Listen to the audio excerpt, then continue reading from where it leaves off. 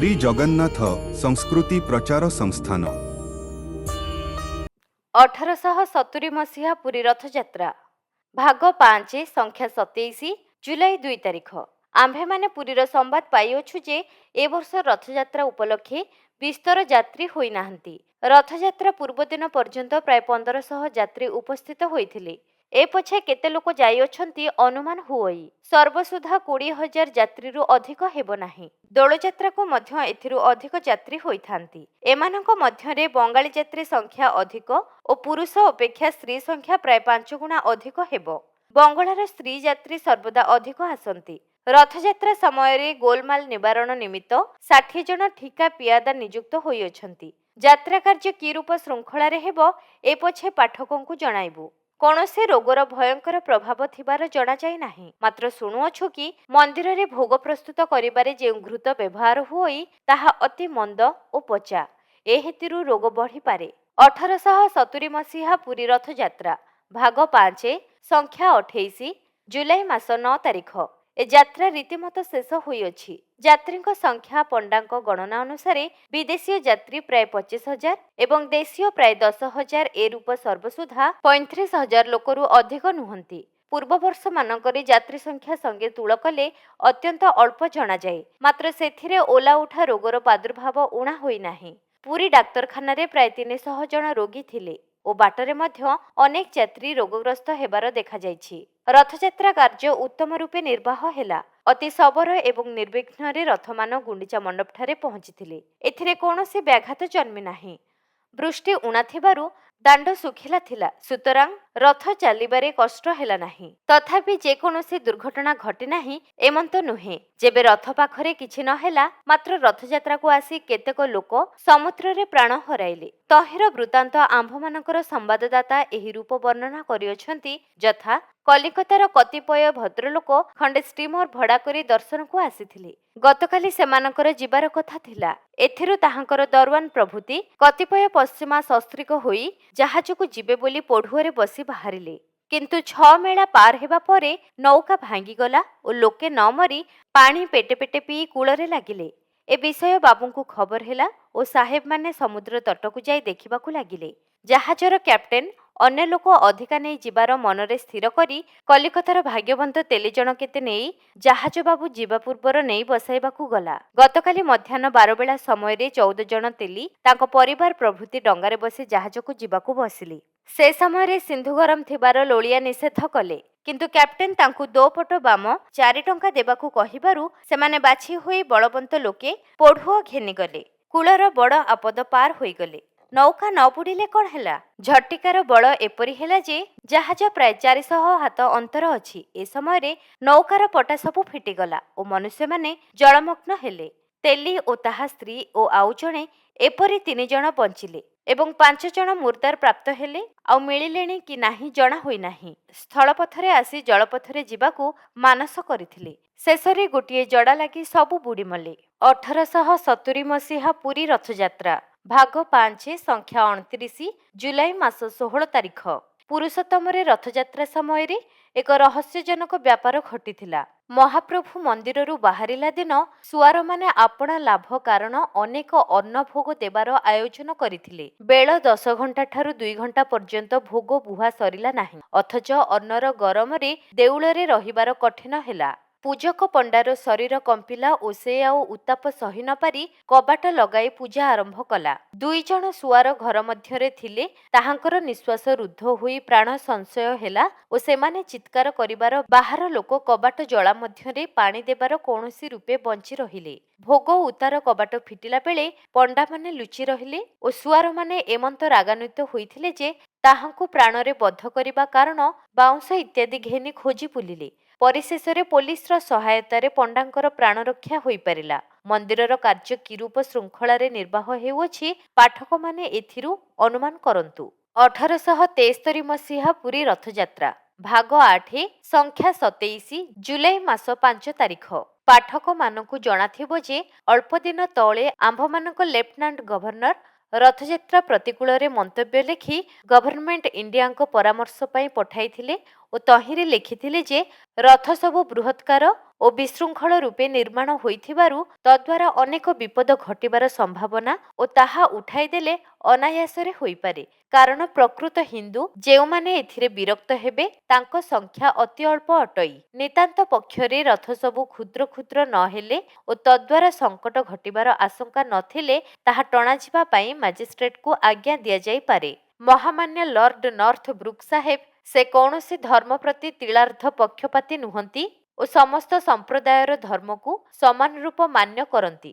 ଉକ୍ତ ପତ୍ରର ଉତ୍ତରରେ ଲେଖିଅଛନ୍ତି କି ରଥ ଦ୍ୱାରା ଅଧିକ ସଙ୍କଟ ଘଟିବାର ପ୍ରମାଣ ନାହିଁ ଓ ତହିଁରେ ହସ୍ତକ୍ଷେପ କରିବା ଅନାବଶ୍ୟକ। ଯତ୍କିଞ୍ଚିତ୍ ଯେବେ ଦୁର୍ଘଟଣା ହୁଅଇ ତାହା ମାଜିଷ୍ଟ୍ରେଟ ଓ ପୋଲିସଙ୍କ ସାବଧାନତା ଦ୍ୱାରା ଯଥାର୍ଥ ରୂପେ ନିବାରିତ ହୋଇପାରେ। ମହାମାନ୍ୟ ପ୍ରତିନିଧି ସାହେବଙ୍କୁ ଏଥିପାଇଁ ଆମ୍ଭେମାନେ ସହସ୍ର ସହସ୍ର ଧନ୍ୟବାଦ ଦେଉଅଛୁ। ତାହାଙ୍କ ସୁବିଚାର ହେତୁ କେବଳ ଲେଫ୍ଟନାଣ୍ଟ ଗଭର୍ଣ୍ଣରଙ୍କ ଗୋଟିଏ ଅତ୍ୟାଚାର ହେଲା ଏମନ୍ତ ନୁହେଁ, କିନ୍ତୁ ପ୍ରଶଂସିତ ପ୍ରତିନିଧି ସାହେବ ଯେଉଁ ଉପାୟ କହିଦେଇଅଛନ୍ତି ତାହା ହାତେ ହାତ ପୁରୀରେ ପ୍ରତ୍ୟକ୍ଷ ହେଲା। ସେଠା ମାଜିଷ୍ଟ୍ରେଟ ସାହେବ ଯେ ରୂପ ସୁନ୍ଦର ରୂପେ ଗତ ରଥଯାତ୍ରା ନିର୍ବାହ କରିଅଛନ୍ତି ତହିଁର ବିବରଣୀ ଏଥିସଙ୍ଗେ ପ୍ରଚାରିତ ହୋଇଥିବା ଆମ୍ଭମାନଙ୍କ ପୁରୀସ୍ଥ ସମ୍ବାଦଦାତାଙ୍କ ପତ୍ରରୁ ପ୍ରକାଶ ପାଇବ। ଶ୍ରୀଯୁକ୍ତ ଆର୍ମଷ୍ଟ୍ରଙ୍ଗ ସାହେବ ଅତି ଅଳ୍ପ କାଳରେ ପୁରୀରେ ଏ ରୂପ ସୁଖ୍ୟାତି ପ୍ରାପ୍ତ ହେଲେ ଅତିଶୟ ଆନନ୍ଦର ବିଷୟ ଅଟଇ ଓ ସୁଯୋଗକୁ ସୁଯୋଗ୍ୟ ରାମପ୍ରସାଦ ସିଂ ତାହାଙ୍କ ଶିରସ୍ତାଦାର ହୋଇଅଛନ୍ତି। ଏ ଦୁହିଁଙ୍କ ଯୋଗେ ପୁରୀର ଯଥେଷ୍ଟ ମଙ୍ଗଳ ସାଧନ ହେବାର ସମ୍ପୂର୍ଣ୍ଣ ଲକ୍ଷଣମାନ ଜଣାଯାଏ।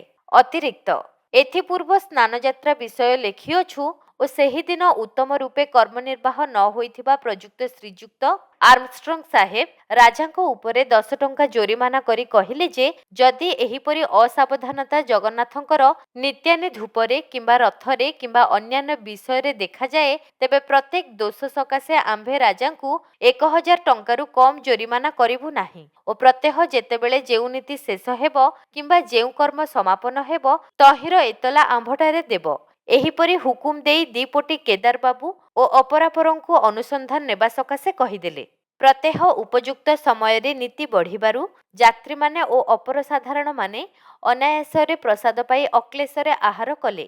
ନବଯୌବନ ଦିନ ରାତ୍ର 1 ଘଣ୍ଟା ସମୟରେ ଦର୍ଶନ ସକାଶେ କବାଟ ଫିଟିବାର ହୁକୁମ ଦେଇ ଦିପୋଟି ବାବୁ କେଦାରନାଥ ଦତ୍ତ ଓ ନନ୍ଦକିଶୋର ଦାସ ଓ କଚେରୀର ଅମଲାମାନେ ଓ ପୋଲିସ ଏମାନଙ୍କୁ ନାନାଦି ସ୍ଥାନରେ ଦେଉଳ ମଧ୍ୟରେ ରହି ଅକ୍ଲେଶରେ ଯାତ୍ରୀମାନଙ୍କୁ ଦର୍ଶନ କରାଇବା ସକାଶେ ନିଯୁକ୍ତ କରିଥିଲି। ସମସ୍ତେ ଉପସ୍ଥିତ ହୋଇ 1 ଘଣ୍ଟା ସମୟରେ ଦୁଆର ଫିଟାଇ ଉକ୍ତ ସମୟଠାରୁ ପରଦିନ ଦିବା 9 ଘଣ୍ଟା ପର୍ଯ୍ୟନ୍ତ ପ୍ରାୟ 1 ଲକ୍ଷ ଲୋକଙ୍କୁ ଅକ୍ଲେଶରେ ଦର୍ଶନ କରାଇଲେ। ଏ ଦିନ ପୁଲିସର କିଛି ଅତ୍ୟାଚାର ଦେଖାଯାଇ ନାହିଁ। ଯେହେତୁ ହାକିମମାନେ ଓ ସରକାରୀ ଅମଲାମାନେ ଉପସ୍ଥିତ ଥିବାରୁ ସେମାନଙ୍କର ସାହସ ହେଲା ନାହିଁ। ଗୁଣ୍ଡିଚା ଦିନ ଦିବା ଅପରାହ୍ନ ଠିକ୍ 6 ଘଣ୍ଟା ସମୟରେ 3 ଠାକୁରଯାକ ରଥ ଉପରେ ପହଣ୍ଡି ବିଜେ କରି ବସିଲେ ଓ ଦର୍ଶନାକାଂକ୍ଷୀ ପ୍ରାୟ 80-90 ହଜାର ଲୋକ ଉପସ୍ଥିତ ରହିଥିଲେ ଏବଂ ଏଥିମଧ୍ୟରୁ 60-70 ହଜାର ପ୍ରାୟ ବଙ୍ଗଦେଶୀ ଯାତ୍ରୀ ହେବେ। ମାତ୍ର ଏ ସମସ୍ତ ଯାତ୍ରୀ ନିରାପଦରେ ଓ ଅଧିକ ନୋକସାନ ବିନା ଦର୍ଶନ କରି ପୁରୀ ନଗରର ପ୍ରତ୍ୟାଗମନ କରିଅଛନ୍ତି। ମହାପ୍ରଭୁ ରଥରେ ବସିବା ପରେ ଡାକ୍ତର ସାହେବ, କିଲ୍ଟର ସାହେବ, ପୋଲିସ ସାହେବ ଓ ଆସିଷ୍ଟାଣ୍ଟ ସାହେବ ଏ 4 ସାହେବ ଲୋକାରଣ୍ୟ ମଧ୍ୟରେ ଘୋଡ଼ା ଚଢ଼ି ଆସି ପ୍ରବେଶ ହୋଇ ମହାପ୍ରଭୁଙ୍କୁ ଓ ଯାତ୍ରୀମାନଙ୍କର ଆନନ୍ଦ ଉତ୍ସବ ଦେଖି ଫେରିଗଲେ। ଗୁରୁବାର ଦିନ ଗୁଣ୍ଡିଚା ହେଲା ଓ ପରେ ଶୁକ୍ର, ଶନି, ରବି ଏହି 3 ଦିନ ମଧ୍ୟରେ ସାହେବଙ୍କର ତମ୍ବି ହେତୁରୁ ରଥଟଣା ହୋଇ ମହାପ୍ରଭୁ ରବିବାର ଦିନ ରାତ୍ର 2ଟା ସମୟରେ ପହଣ୍ଡି ବିଜେ କରି ଗୁଣ୍ଡିଚା ମନ୍ଦିରରେ ପ୍ରବେଶ କରିଅଛନ୍ତି।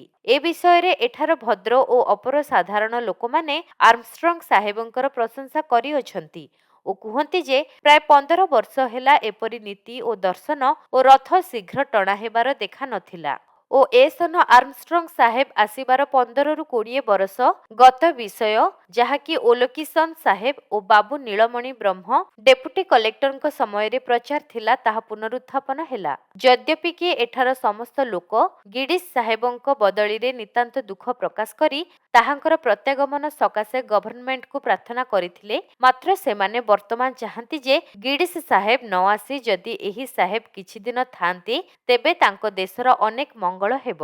ଉପଯୁକ୍ତ ବିଷୟମାନଙ୍କରେ ଆମ୍ଭେମାନେ ଏଠାର କଲେକ୍ଟରୀର ଶିରସ୍ତାଦାର ବାବୁ ରାମପ୍ରସାଦ ସିଂଙ୍କୁ ଧନ୍ୟବାଦ ନ ଦେଇ କ୍ଷାନ୍ତ ରହି ନପାରୁ, ଯେହେତୁ ସେ ଅନେକ ଯତ୍ନ କରି ସାହେବଙ୍କୁ ସମସ୍ତ ବିଷୟ ଜଣାଇ ଓ କିପରି କି ହେବ ତାହା କହି ଉକ୍ତ କର୍ମ ସମାପନରେ ଜପ୍ତର୍ନାସ୍ତି କ୍ଲେଶ ସ୍ୱୀକାର କରିଅଛନ୍ତି। ଆମ୍ଭେମାନେ ଜିଲ୍ଲାର ମାଜିଷ୍ଟ୍ରେଟ ଓ ଓଡ଼ିଶା ପ୍ରଦେଶର କମିଶନର ସାହେବଙ୍କୁ ଏହି ପ୍ରାର୍ଥନା କରୁ ଯେ ସେମାନେ ଯଦି ଦେଉଳର ତତ୍ତ୍ୱାବଧାରଣ କର୍ମରେ ବାବୁ ରାମପ୍ରସାଦ ସିଂଙ୍କୁ ସରକାର ତରଫରୁ ନିଯୁକ୍ତ କରନ୍ତି ଓ ରାଜାଙ୍କ ଶାବକ ଚାକରମାନଙ୍କ ମଧ୍ୟରୁ ଖାରଜ ଦାଖଲ କରି ନୂତନ ଲୋକ ରଖନ୍ତି, ତେବେ ସମସ୍ତ କର୍ମ ସୁଚାରୁ ରୂପେ ନିର୍ବାହ ହେବ, ଏହା ସନ୍ଦେହ ନାହିଁ। କି ଆଶ୍ଚର୍ଯ୍ୟ ଯେ ପୁରୀ ସହର ଲୋକମାନେ ତାଙ୍କ ମଧ୍ୟରୁ କେହି କୌଣସି ଦୁଷ୍କର୍ମର ଦଣ୍ଡ ପାଇବାର ଦେଖି ସୁଦ୍ଧା ସେଥିରେ କ୍ଷାନ୍ତ ରହନ୍ତି ନାହିଁ। ଖୋରଧା କାନଗୋଇ ଭାଇ କୌଣସି ସ୍ତ୍ରୀ ଲୋକ ଯାତ୍ରୀର କୁଚ ମର୍ଦ୍ଦନ କରିଦେବାରୁ ତାକୁ 2 ମାସ ମିଆଦ ହୋଇଅଛି। ଏକ ବ୍ୟକ୍ତି ରଥ ଉପରେ ଏକ ପଶ୍ଚିମା ସ୍ତ୍ରୀ ଲୋକର କାନର ଅଳଙ୍କାର ଦିବସରେ ଛିଣ୍ଡାଇ ନେଉଥିବାରୁ ଧରାପଡ଼ି 1 ମାସ କଏଦ ହୋଇଅଛି। ଏହିପରି ଅନେକ କିଛି ରହିଛି। 1875 ମସିହା ପୁରୀ ରଥଯାତ୍ରା ଭାଗ 10 ସଂଖ୍ୟା 28 ଜୁଲାଇ ମାସ 10 ତାରିଖ। ଏ ବର୍ଷ ରଥଯାତ୍ରାରେ ପୁରୀରେ ବିଶେଷ ଯାତ୍ରୀ ହେବାର ଆମ୍ଭେମାନେ ଅନୁମାନ କରିଥିଲୁ। ମାତ୍ର ପୁରୀରୁ ସମ୍ବାଦ ପାଇଅଛୁ ଯେ ପ୍ରାୟ 20,000 ଯାତ୍ରୀ ଏ ବର୍ଷ ହୋଇଥିଲେ। ସଚରାଚର 50,000 ଯାତ୍ରୀରୁ ଉଣା ହୁଏ ନାହିଁ। ଏ ବର୍ଷ ଏତେ ଉଣା ହେବାର କାରଣ ବି କହି ନ ପାରୁ। ରଥଯାତ୍ରାର କାର୍ଯ୍ୟ ପୂର୍ବ ପ୍ରାୟ ଶିଥିଳ ଓ ଅନିୟମିତ ରୂପେ ହୋଇଥିଲା। 1875 ମସିହା ପୁରୀ ରଥଯାତ୍ରା ଭାଗ 10 ସଂଖ୍ୟା 29 ଜୁଲାଇ ମାସ 17 ତାରିଖ। ଆମ୍ଭେମାନେ ଗତ ସପ୍ତାହରେ ପୁରୀର ଯାତ୍ରା ବିଷୟରେ ସଂକ୍ଷେପ ବିବରଣୀ ଲେଖିଥିଲୁ। ସମ୍ପ୍ରତି ତହିଁର ସବିଶେଷ ବିବରଣୀ ଅବଗତ ହୋଇ ପାଠକମାନଙ୍କୁ ଜଣାଉଅଛୁ। ଯାତ୍ରୀ ଏ ବର୍ଷ ଉଣା ହେବାର କାରଣ ଗତବର୍ଷ ଦୁର୍ଭିକ୍ଷ ଅଟଇ। ଗତବର୍ଷ ଦୁର୍ଭିକ୍ଷ ହେତୁରୁ ଅଧିକ ବଙ୍ଗାଳୀ ଯାତ୍ରୀ ଆସିନଥିଲେ ଓ ଏ ବର୍ଷ ମଧ୍ୟ ଲୋକଙ୍କର ଅବସ୍ଥା ଭଲ ହୋଇନଥିବାରୁ ଆସିପାରିଲେ ନାହିଁ। 1875 ମସିହା ପୁରୀ ରଥଯାତ୍ରା ଭାଗ 10 ସଂଖ୍ୟା 30 ଜୁଲାଇ ମାସ 24 ତାରିଖ। ପୁରୀର ସମ୍ବାଦ ପାଇଅଛୁ ଯେ ଆସିଷ୍ଟାଣ୍ଟ ଇଞ୍ଜିନିୟର ବାବୁ ପୂର୍ଣ୍ଣଚନ୍ଦ୍ର ସରକାର ଶ୍ରୀଜଗନ୍ନାଥଙ୍କ ମନ୍ଦିରର ଅବସ୍ଥା ଦେଖି ଗଭର୍ଣ୍ଣମେଣ୍ଟକୁ ରିପୋର୍ଟ କରିବା କାରଣ ପ୍ରେରିତ ହୋଇଅଛନ୍ତି। ତଦନୁସାରେ ସେ ସେଠାରେ ପହଞ୍ଚି ତଦାରଖ କରୁଅଛନ୍ତି। ଦେଉଳରୁ ଯେଉଁ ପଥର ପଡ଼ିଅଛି ତାହା ବସାଇବାକୁ କିଛି ଦିନ ବିଳମ୍ବ ହେବ ଓ ସେ ପର୍ଯ୍ୟନ୍ତ ଠାକୁର କେଉଁଠାରେ ରହିବେ ତାହା ସ୍ଥିର ହୋଇନାହିଁ। ଅବଧି ଠାକୁରମାନେ ଗୁଣ୍ଡିଚା ଘରକୁ ଫେରି ନାହାନ୍ତି। ଗତ 21 ତାରିଖ ପର୍ଯ୍ୟନ୍ତ ଜଗମୋହନରେ ବନ୍ଧା ହୋଇ ରହିଥିଲେ। ଯେଉଁମାନେ ମହାପ୍ରସାଦ ବିନା ଅନ୍ୟ ଅନ୍ନ ଭୋଜନ କରନ୍ତି ନାହିଁ, ସେମାନଙ୍କର କ୍ଲେଶର ସୀମା ନାହିଁ। ଏ ଉତ୍ତାରୁ ସମ୍ବାଦ ପାଇଅଛୁ ଯେ ମନ୍ଦିରର ତଦାରଖ ଓ ସମ୍ପୂର୍ଣ୍ଣ ରୂପେ ମରାମତି ହେବା ପର୍ଯ୍ୟନ୍ତ ଠାକୁରମାନେ ଜଗମୋହନରେ ରହିବେ। ତହିଁ ଉତ୍ତାରୁ ରଥ ସବୁ ଫେରି ଆସିବ। ରାଜାଙ୍କର ଏହି ବିଚାରରେ ମାଜିଷ୍ଟ୍ରେଟ ସାହେବ ସମ୍ମତ ହୋଇଅଛନ୍ତି। 1876 ମସିହା ପୁରୀ ରଥଯାତ୍ରା ଭାଗ 11 ସଂଖ୍ୟା 27 ଜୁଲାଇ ମାସ 1 ତାରିଖ। ଏ ବର୍ଷ ପୁରୀରେ ରଥଯାତ୍ରା ପର୍ବ ଅଳ୍ପ ସମାରୋହରେ ନିର୍ବାହ ହୋଇଥିବାର ଜଣାଯାଏ। ଏପର୍ଯ୍ୟନ୍ତ ଯେମନ୍ତ ବାଟଘାଟ ଶୁଖିଲା ରହିଥିଲା ଓ ଦୁର୍ଭିକ୍ଷ ବା ମାରି ଭୟ ନଥିଲା, ତହିଁରେ ଅଧିକ ଯାତ୍ରୀ ଆସିବାର ସହଜରେ ଅନୁମାନ ହେଉଥିଲା। ମାତ୍ର ପୁରୀରୁ ଆମ୍ଭେମାନେ ସମ୍ବାଦ ପାଇଅଛୁ ଯେ ଏ ବର୍ଷ ଯାତ୍ରୀ ସଂଖ୍ୟା ଉଣା ହୋଇଥିଲା। ପ୍ରାୟ 30,000 ଯାତ୍ରୀ ଶ୍ରୀଗୁଣ୍ଡିଚା ଦିନ ସେଠାରେ ଠୁଳ ହୋଇଥିଲେ ଓ ସମସ୍ତେ ସହଜରେ ଦର୍ଶନ ଲଭିଅଛନ୍ତି। କୌଣସି ଦୁର୍ଘଟଣା ଘଟିନାହିଁ ଓ ଓଲା ଉଠାର ଉପଦ୍ରବ ଅନ୍ୟାନ୍ୟ ବର୍ଷ ଅପେକ୍ଷା ଅନେକ ଉଣା ରହିଛି। ଶ୍ରୀଗୁଣ୍ଡିଚା ଦିନ ଅପରାହ୍ନ 5 ଘଣ୍ଟା ସମୟରେ ପହଣ୍ଡି ବିଜେ ଆରମ୍ଭ ହୋଇଥିଲା ଓ ରାତ୍ର 8 ଘଣ୍ଟା ମଧ୍ୟରେ ଠାକୁରମାନେ ରଥରେ ଉପବିଷ୍ଟ ହେଲେ। ସେଦିନ ରଥ ସେହିଠାରେ ରହିଥିଲା। ଆରଦିନ ସକାଳ ବେଳେ ବଳଭଦ୍ରଙ୍କ ଓ ଅପରାହ୍ନ ବେଳେ ସୁଭଦ୍ରାଙ୍କ ରଥ ଅଧା ବାଟ ଯାଏଁ ଟଣା ହୋଇଗଲା। ପୁରୀର ରାଜା ଖଡ଼ଖଡ଼ିରେ ଚଢ଼ି ସମାରୋହ ଦେଖି ବୁଲୁଥିଲେ। 25 ତାରିଖ ସୋମବାର ବଳଭଦ୍ରଙ୍କ ଓ 26 ତାରିଖ ମଙ୍ଗଳବାର ସୁଭଦ୍ରାଙ୍କ ରଥମାନ ଗୁଣ୍ଡିଚା ମଣ୍ଡପରେ ପହଞ୍ଚିଲା। 27 ତାରିଖ ମଙ୍ଗଳବାର ସକାଳ ବେଳେ ଜଗନ୍ନାଥଙ୍କ ରଥ ମାଉସୀମା ଘର ପର୍ଯ୍ୟନ୍ତ ଆସି ଅପରାହ୍ନ କାଳରେ ଗୁଣ୍ଡିଚା ମନ୍ଦିରରେ ପ୍ରବେଶ ହେଲା। ଅଧରାତ୍ରରେ ପହଣ୍ଡି ବିଜେ ଆରମ୍ଭ ହେଲା ଓ ରାତ୍ର ଶେଷ ହେବା କାଳରେ ଠାକୁରମାନେ ଗୁଣ୍ଡିଚା ମଣ୍ଡପର ସିଂହାସନରେ ଉପବିଷ୍ଟ ହେଲେ। ସେଦିନ ହେରା ପଞ୍ଚମୀ ଥିଲା ଓ ଲକ୍ଷ୍ମୀ ଠାକୁରାଣୀ ବହୁତ ରାତ୍ରରେ ଆସି ଠାକୁରଙ୍କୁ ଫେରାଇ ନେବାର ଚେଷ୍ଟା କଲେ। ମାତ୍ର ସଫଳ ନ ହେବାରୁ ରଥରୁ ଖଣ୍ଡେ ଭାଙ୍ଗି ନେଇ କୋପ କରି ଚାଲିଗଲେ। ଯାତ୍ରୀମାନେ ସବୁ ବାହାରି ଆସିଲେଣି। 1ରୁ 2,000 ମାତ୍ର ସେଠାରେ ରହିଅଛନ୍ତି। ବର୍ଷା ଆଉ ହୋଇନାହିଁ ଓ ଗୁଣ୍ଡିଚା ମନ୍ଦିରରେ ଅନ୍ନଭୋଗ ହେଉଅଛି। 1877 ମସିହା ପୁରୀ ରଥଯାତ୍ରା ଭାଗ 12 ସଂଖ୍ୟା 30 ଜୁଲାଇ ମାସ 21 ତାରିଖ। ଏ ବର୍ଷ ପୁରୀର ରଥଯାତ୍ରା ଅତି ସାମାନ୍ୟ ରୂପେ ହୋଇଅଛି। ଯାତ୍ରୀଙ୍କ ସଂଖ୍ୟା ଅତ୍ୟନ୍ତ ଉଣା ଓ ଗୋବିନ୍ଦ ଦ୍ୱାଦଶୀ ସମୟରେ ଏ ବର୍ଷ ଅନେକ ଯାତ୍ରୀ ଆସିଥିବାରୁ ଏପରି ଘଟିଅଛି। ସ୍ନାନଯାତ୍ରା ପର୍ଯ୍ୟନ୍ତ ପ୍ରାୟ 3,000 ଯାତ୍ରୀ ହୋଇଥିଲେ ଓ ଓ ତହିଁ ଉତାରୁ ଆନୁମାନିକ 5ରୁ 7,000 ଆସିଲେ। ମୋଟରେ ଗୁଣ୍ଡିଚା ବେଳକୁ 10,000 ଯାତ୍ରୀ ସୁଦ୍ଧା ଏକତ୍ରିତ ହୋଇନଥିଲେ। ଯାତ୍ରୀ ଅଧିକ ନ ହେବାରୁ ଘର ଭଡ଼ା ଅନେକ ଶସ୍ତା ହୋଇଥିଲା। ଏମନ୍ତକି ଗତବର୍ଷ ତାହା 1 ଟଙ୍କାରୁ 5 ଟଙ୍କା ପର୍ଯ୍ୟନ୍ତ ହେବା ସ୍ଥଳେ ଏ ବର୍ଷ 4 ଅଣାଠାରୁ 2 ଟଙ୍କା ପର୍ଯ୍ୟନ୍ତ ହୋଇଥିଲା। ସୁତରାଂ ଯାତ୍ରୀଙ୍କର ସବୁ ବିଷୟରେ ସୁବିଧା ହୋଇଥିଲା ଓ ରୋଗର ପ୍ରାଦୁର୍ଭାବ ନାହିଁ ବୋଇଲେ ଅତ୍ୟୁକ୍ତି ହେବ ନାହିଁ। ନବଯୌବନ ଦର୍ଶନ ସକାଶେ ପ୍ରାତଃ କାଳରୁ ମନ୍ଦିରର ଦ୍ୱାର ଫିଟିଲା ଓ ବାବୁ କମଳନାଥ ଘୋଷ ଦର୍ଶନ କରାଇବାର ଭାର ପାଇଥିଲେ। 2 ଘଣ୍ଟା ମଧ୍ୟରେ ସମସ୍ତ ଯାତ୍ରୀ ସୁଖରେ ଦର୍ଶନ କରି ଚାଲିଗଲେ। ମାତ୍ର ଗୁଣ୍ଡିଚା ଯାତ୍ରାରେ ଅତ୍ୟନ୍ତ ବିଳମ୍ବ ହୋଇଥିଲା। ରଥ ସବୁ ନିର୍ମାଣ ହୋଇ ପୂର୍ବ ଦିନରୁ ସିଂହଦ୍ୱାରରେ ପ୍ରସ୍ତୁତ ରହିବାର ବିଧି ରହିଛି, କିନ୍ତୁ ଏ ବର୍ଷ ଗୁଣ୍ଡିଚା ଯାତ୍ରା ଦିନ ଅପରାହ୍ନ କାଳ ପର୍ଯ୍ୟନ୍ତ ତାହା ହୋଇନଥିଲା। ରଥ ଶୀଘ୍ର ପ୍ରସ୍ତୁତ ନ ହେବାରୁ ଓ ଅନ୍ୟାନ୍ୟ କାରଣରୁ ମହାପ୍ରଭୁମାନେ ରଥକୁ ବିଜେ ହେଉ ହେଉ ପ୍ରାୟ ରାତ୍ର ଶେଷ ହୋଇଗଲା। ଏ ବିଷୟରେ ଯେତେ ବିଶୃଙ୍ଖଳା ଘଟିଅଛି ସେ ସମସ୍ତ ମହାରାଜାଙ୍କର ଅଥବା ତାହାଙ୍କ କର୍ମଚାରୀଙ୍କର ତ୍ରୁଟିରୁ ହୋଇଅଛି ବୋଲିବାକୁ ହେବ। ପୂର୍ବରୁ ସତର୍କ ହୋଇ କାର୍ଯ୍ୟ କରିଥିଲେ ଯଥା ସମୟରେ ସମସ୍ତ ବିଧି ସମ୍ପାଦିତ ହୋଇପାରନ୍ତା। 13 ତାରିଖ ଶୁକ୍ରବାର ଦିନ ଭୋରରୁ ରଥଟଣା ଆରମ୍ଭ ହୋଇଥିଲା। ତହିଁ ଉପରଓଳି ବଳଦେବଙ୍କ ରଥଟଣା ହେବାରୁ କିଛି ଦୂର ଆସି କାଶୀନାଥ ମଲ୍ଲିକ ବା ତା କୋଠା ତଳେ ଥିବା ଗୁଡ଼ିଆ ଓ ବଣିଆର କାହିଁ ଘରମାନ ଲାଗିବାରୁ ସେଦିନ ସେ ରଥ ବନ୍ଦ ହୋଇ ସୁଭଦ୍ରାଙ୍କ ରଥଟଣା ହୋଇ ମାଉସୀମା ଘର ପର୍ଯ୍ୟନ୍ତ ଚାଲିଗଲା। 14 ତାରିଖ ଶନିବାର ଉପରଓଳି ବଳଦେବଙ୍କ ରଥ ଟଣା ହୋଇ ଡାକ୍ତରଖାନା ପର୍ଯ୍ୟନ୍ତ ଗଲା। 15 ତାରିଖ ରବିବାର ଉପରଓଳି ଜଗନ୍ନାଥଙ୍କ ରଥ ଟଣା ହୋଇ ଗଣେଶ ବ୍ରୁଜ ପର୍ଯ୍ୟନ୍ତ ଗଲା ଇତ୍ୟାଦି। 1878 ମସିହା ପୁରୀ ରଥଯାତ୍ରା ଭାଗ 13 ସଂଖ୍ୟା 28 ଜୁଲାଇ ମାସ 13 ତାରିଖ। ଯଦ୍ୟପି କି ପୁରୀ ରାଜାଙ୍କ ଯାବଜୀବନ ଦ୍ୱୀପାନ୍ତର ଦଣ୍ଡ ହେତୁରୁ ଶ୍ରୀଜଗନ୍ନାଥଙ୍କ ନୀତି ଓ ପର୍ବାଦିର କିଛି ବ୍ୟାଘାତ ହୋଇନାହିଁ, ବରଂ ସର୍ବସାଧାରଣ ଏକବାକ୍ୟ ହୋଇ କହୁଅଛନ୍ତି କି ରାଜାଙ୍କର ମାତା ସ୍ୱୟଂ ମନ୍ଦିରର ସମସ୍ତ ବିଷୟର ତତ୍ତ୍ୱାବଧାରଣ କରିବାରୁ ପୂର୍ବ ଅପେକ୍ଷା ନୀତି ଭଲ ହେଉଅଛି ଓ ମନ୍ଦିରର ସମସ୍ତ କର୍ମ ଯଥା ସମୟ ଓ ନିୟମିତ ପ୍ରଥାରେ ଚାଲୁଅଛି। ତଥାଚ ଅନୁମାନ ହୁଅଇ ଯେ ରାଜାଙ୍କ ଉପରେ ବିପଦ ପଡ଼ିବାରୁ ଲୋକ ଉତ୍ସାହ ବିହୀନ ହୋଇଅଛନ୍ତି। ଆମ୍ଭେମାନେ ଅବଗତ ହୋଇଅଛୁ ଯେ ଆଦୌ ରୀତିମତ ରଥ ନିର୍ମାଣ କରିବାର ଉଦ୍ୟମ ନଥିଲା। ଅନେକ ବିଳମ୍ବରେ ଏବଂ ସ୍ଥାନୀୟ ହାକିମ ଓ ଭଦ୍ରଲୋକଙ୍କ ବିଶେଷ ଯତ୍ନରେ ରଥମାନ ପ୍ରସ୍ତୁତ ହେଲା। ଯାତ୍ରୀ ସଂଖ୍ୟା ଅନ୍ୟାନ୍ୟ ବର୍ଷରେ ଯେତେ ହେଉଥିଲା ତହିଁର ତୃତୀୟାଂଶ ମଧ୍ୟ ଏଥର ହୋଇନାହିଁ। ସ୍ୱଦେଶୀ ଓ ବିଦେଶୀ ମିଶି 20,000 ହେବେ କି ନାହିଁ ସନ୍ଦେହ। ରଥଯାତ୍ରାରେ ଏତେ ଉଣା ଯାତ୍ରୀ ପୂର୍ବେ କେବେ ଦେଖାଯାଇଥିଲା କି ନାହିଁ ମନେ ପଡ଼ୁନାହିଁ। ଅବଶ୍ୟ ଆଜିକାଲି ଯେପରି କାଳ ପଡ଼ିଅଛି ଏଥିରେ ଅନେକ ଲୋକ ଅଧିକ ବ୍ୟୟ ପଡ଼ିବା ଭୟରେ ଘରୁ ବାହାରିବାକୁ ସାହସ କରିନଥିବେ। କିନ୍ତୁ ଏହା ମଧ୍ୟ ପ୍ରସିଦ୍ଧ ଯେ ରଥଯାତ୍ରା ସମୟରେ ବଙ୍ଗଦେଶୀୟ ଯାତ୍ରୀ ଅଧିକ ହୁଅନ୍ତି ଓ ଏ ପ୍ରଦେଶରେ କୌଣସିଠାରେ ବିଶେଷ ଅନ୍ନକଷ୍ଟ ହୋଇନାହିଁ କିମ୍ବା ଓଡ଼ିଶାରେ ଦୁର୍ଭିକ୍ଷ ପଡ଼ିବାର ରଚନା ହୋଇନାହିଁ। ଖାଦ୍ୟ ସାମଗ୍ରୀର ଭାଉ ଯେମନ୍ତ ଭାରତବର୍ଷର ପ୍ରାୟ ସର୍ବତ୍ରରେ ଉଚ୍ଚ ହୋଇଅଛି ସେହିପରି ଏଠାରେ, ସୁତରାଂ ଏଥିଲାଗି ଯାତ୍ରୀ ସଂଖ୍ୟା ଏତାଦୃଶ ଉଣା ହେବାର ବୋଲାଯାଇ ନପାରେ। ମାତ୍ର ଦୁର୍ମୂଲ୍ୟ ସଙ୍ଗେ ରାଜାଙ୍କର ଦୁର୍ଦ୍ଦଶାକୁ ଯୋଗ କଲେ ଯାତ୍ରୀ ଉଣା ହେବାର କାରଣ ସୁନ୍ଦର ରୂପେ ଜଣାଯାଉଅଛି। ବାସ୍ତବରେ କେତେ ଲୋକଙ୍କର ଭାବ ଏହି ଯେ ଶ୍ରୀଜଗନ୍ନାଥ ବର୍ତ୍ତମାନ ଶ୍ରୀକ୍ଷେତ୍ରରେ ନାହାନ୍ତି, ରାଜାଙ୍କ ସଙ୍ଗେ ଯାଇଅଛନ୍ତି ଓ କେତେ ବିଦେଶୀୟ ଲୋକ ଏମନ୍ତ କହିବାର ଶୁଣାଯାଇଅଛି ଯେ ରାଜା ନାହାନ୍ତି। କେବଳ ଠାକୁର ଦର୍ଶନରେ ସମ୍ପୂର୍ଣ୍ଣ ଫଳ ହେବ ନାହିଁ। ରାଜା ଯେବେ କଏଦ ହୋଇଗଲେ ଆଉ ଠାକୁରଙ୍କ ଯାତ୍ରା କିଏ କରିବ ଏମନ୍ତ ଭାବି କେତେ ଲୋକ ଆସିନଥିବେ ଓ ମଧ୍ୟ କେତେ ହୁଣ୍ଡା ଲୋକ ଏପରି ସୁଦ୍ଧା କହିବାର ଶୁଣିଅଛୁ ଯେ ଠାକୁର ତ ଆପଣା ରାଜାଙ୍କୁ ରକ୍ଷା କଲେ ନାହିଁ, ତାଙ୍କୁ ଦର୍ଶନ କରି କି ହେବ। ଫଳତଃ ରାଜାଙ୍କ ଦଣ୍ଡ ଲଭିବା ସଙ୍ଗେ ରଥଯାତ୍ରା ଯାତ୍ରୀ ଉଣା ହେବାର ବିଶେଷ ସମ୍ପର୍କ ରହିଛି।